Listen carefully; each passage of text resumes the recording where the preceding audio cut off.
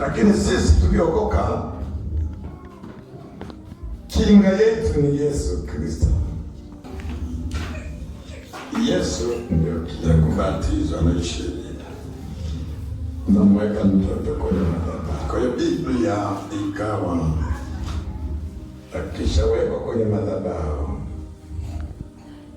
anakuwa anawekwa wakfu.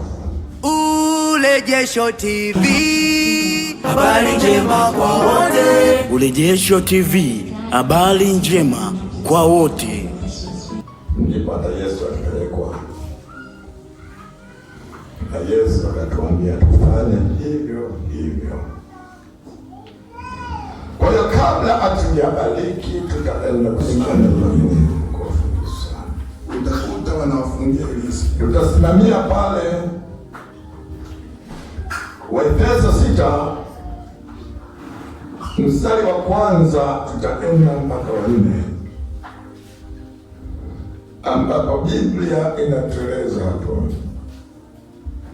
Inasema, enyi watoto watii wazazi wenu katika Bwana, maana hii ndio haki. Uheshimu baba yako na mama yako, na amri hii ndio amri ya kwanza yenye ahadi, upate heri kukaa siku nyingi katika dunia. Nanyi akina baba, msiwachokoze watoto wenu, bali muwalee katika adabu na maonyo.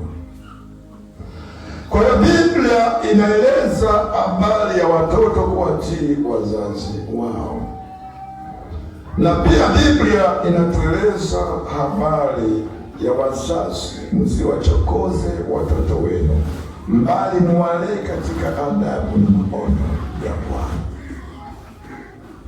Maonyo ya Bwana ni kitu cha namna gani?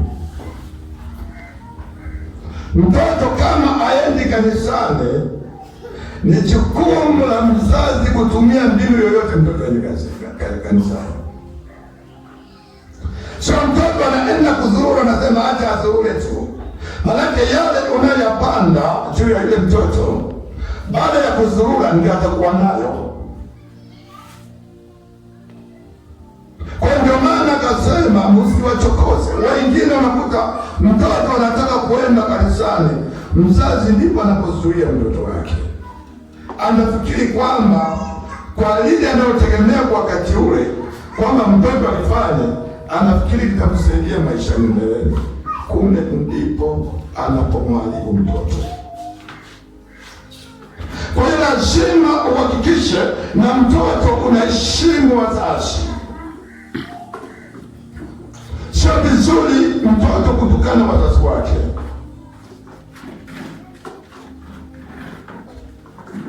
Kwa sababu unakuta mzazi anatumia